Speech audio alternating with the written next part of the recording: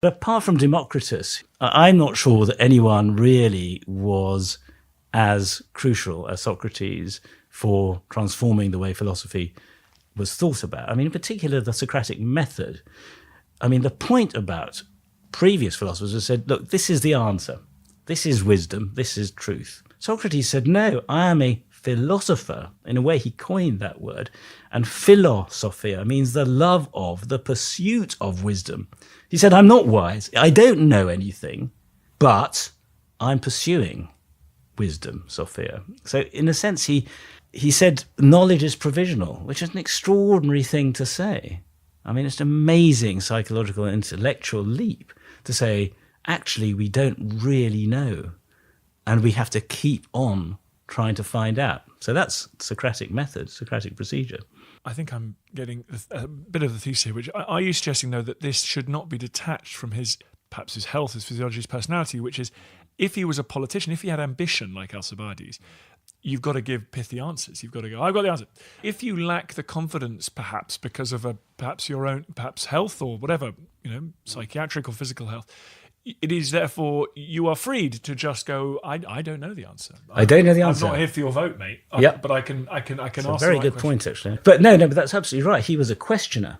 But he actually also believed it was his mission to be a questioner, because another strange experience happened to him, and this is absolutely clear. He went to Delphi, the oracle, when he was probably in his 30s with a friend called Chaerephon, and Chaerephon, being an impetuous kind of person, asked the oracle of Delphi, this is the mouthpiece of the god Apollo, who tells truth to human beings, asked, is there anyone wiser than Socrates? You can imagine this incredibly enthusiastic pupil with this teacher who he thinks is brilliant. Is there anyone wiser than Socrates? Socrates must be saying, oh, for God's sake, don't do that. You had one question, man. Don't ask that. But amazingly, the answer came back, no, there is no one wiser than Socrates. Surprisingly unambiguous for the Delphic oracle.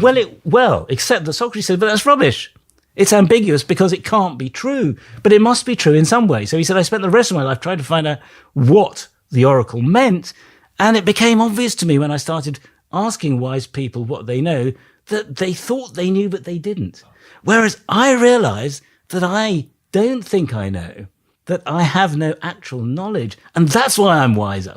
That's what he said, it was my duty to work out what the god meant, and I realized that was it was. I'm only wiser because I don't know. And that's an amazing step as well. Having decided that he doesn't know, it means he will question, he will continually question, he will continually come up with new and provisional answers. I mean, it's a bit like the way we think about modern science. Everything's a hypothesis, and it's, in the end, it's falsifiable. So that's what Socrates came up with, this notion that, he knows only that he doesn't know.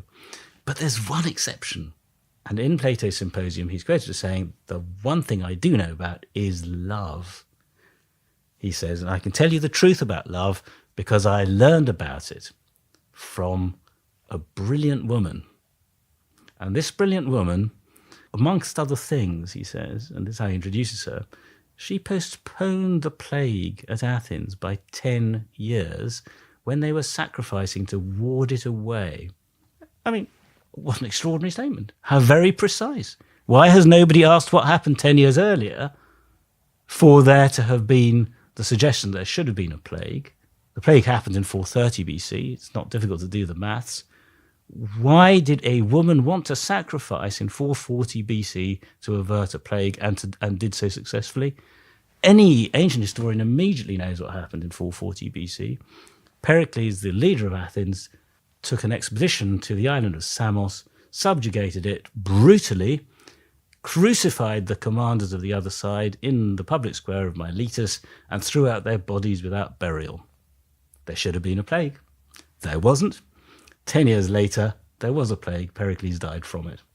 So immediately we are put in the picture of Pericles, leader of Athens, and this unconscionable action that should have led to a plague. But some clever woman sacrificed, and that woman is called in the Symposium Diotima, which means honoured by Zeus. And any alert reader immediately knows who Zeus is in the political context of ancient Athens. Zeus, the Olympian, the chief of the gods, was none other than Pericles himself. There, yeah. And the other thing that we learn about is that Pericles honoured a woman more than any other woman had been honoured in her time.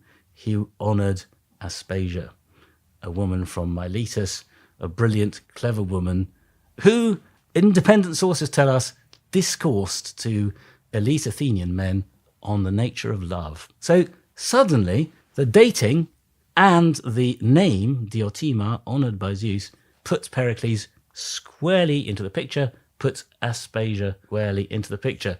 She is the clever woman. And that's why it's very exciting to think that if Socrates had associated with Aspasia as a younger man, and we start to know quite a lot about Aspasia at this point, and she had said to him certain things about the nature of love, then indeed he took those ideas and developed them, and she should be recognised as the foundation of this kind of thinking. We want her book on love. I mean, if she had the answers. Now that's what's so interesting. She gives the answers. In the symposium, Socrates says, this is what I learned about love. And it boils down to this amazing theory that love on a worldly, material level is not really true love. You know, you fall in love with someone, you might physically be attracted to them, but that's just the beginning.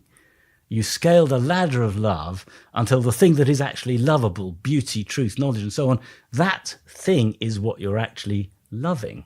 So that's this kind of sublimation of physical love that we get from the symposium. Some people, of course, then say it's platonic, you know, it's love of someone not for their body, but for their ideas and for everything else. That's because Plato wrote that dialogue. But if she said that to Socrates, then that is the basis of so much else that he goes on to talk about the transcendence of ideas, the forms that Plato then makes them into, these kind of transcendent ideas of truth and beauty and justice and courage. But that's what we attribute to Socrates. So that's one thing that she may have told him. She, Diotima, according to Socrates, did tell him, if Diotima is Aspasia, this is what she told him. And the other thing is, she says, you know, you've got to know what love truly is. And this is a very Socratic procedure. He says, you can't say someone's brave unless you know what bravery is. You can't say you love someone unless you know what love itself is. This idea of definition. Aristotle tells us these are the things that make Socrates different. He concentrated on definitions and he thought of higher things than worldly things. I mean, those are the two things that basically he goes on to espouse throughout his life. And if it's Aspasia who told him that, I think that's very important and she needs to be better known. But there's just one other thing, and that is that there are sources which tell us, ancient sources which tell us that Socrates had an affair with her before she was with Pericles. So now we know that Aspasia was actually from an elite Athenian background. She emigrated, her family had emigrated to Miletus in Asia Minor. She came back to Athens when she was about 20 with her sister's father, who we know was the grandfather of Alcibiades. And she came back to Athens, and she was obviously in Pericles' circle, that she was actually related to that circle. She was 20. Socrates was already in that circle, we know from other sources. She must have met him. They were both 20. 5 years later, Pericles was so in love with her, you know, he took her over. She became his wife or mistress, whatever. Some people say they can't have married legally at that point. I go into that in the book. But the point is, he was 50. She was 25. Socrates was 25. Pericles was 50. And she was with Pericles for 16 years until he died in the plague, his devoted companion and someone who was said to have influenced everything he did, including wars on Samos or the Peloponnesian War and so on. So actually, there's a little period of time when Aspasia comes to Athens, age 20, this beautiful, dynamic woman. She's giving lectures on love, apparently, to young Athenian men and their wives, and Socrates is among them. This is from another source. And, according to a pupil of Aristotle, before she was with Pericles, she was with Socrates. So the word in Greek, synegenitor, clearly implies a sexual liaison. So I think a lot of the evidence adds up to the view that Socrates probably loved this woman, was somehow rejected by her for whatever reason for Pericles, and I mean, you can speculate at this point. This is where you go into sheer fantasy and fiction. She said to him, "But Socrates, you say you love me, but actually, what is love?" And it's not just about the fact that you fancy me, it's about higher things. It's about more important things. I'm going off with Pericles because, he's actually leading Athens into glorious battles and so on. He's a great political figure. And why aren't you involved in politics more? So when we read in Plato, a whole dialogue of Plato called the Menexenus, that Aspasia wrote the funeral speech that we read in Thucydides for Pericles. What? Yes. Everybody said, well, that's a complete joke. So there are two dialogues of Plato in which a woman teaches Socrates. One of them is the Symposium, in which Diotima, this fictional person, does. Only one other out of the 30-plus dialogues attributed to Plato is there a woman teaching Socrates. It's Aspasia herself in Plato's Menexenus. And she is teaching him how to give a funeral speech, which she says she taught Pericles. She taught Pericles this.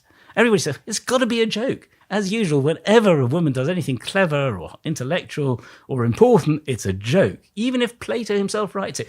Nobody dismisses the Symposium as a joke. This is biography. But the Menexenus, where you have Aspasia teaching Socrates what she once taught Pericles, that's a joke.